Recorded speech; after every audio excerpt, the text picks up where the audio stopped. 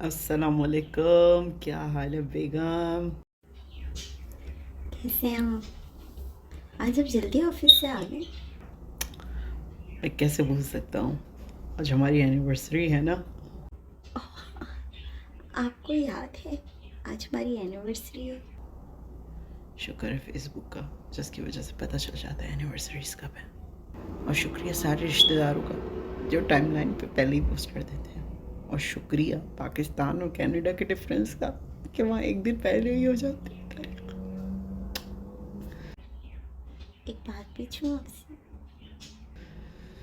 हाँ बेबी, क्या पूछ रही थी? मेरे साथ गुजारे 10 साल आपको कैसे लगते हैं? 2 सेकंड की तरह बेबी। और मुझ पे खर्च किए 1 लाख? बेगम, 1 लाख 1 पैसे के बराबर है। तो फिर आप मुझे 1 पैसा दे दें। 100 सेकंड इंतज़ार करो बेगम, मैं फ़ौरन दूंगा।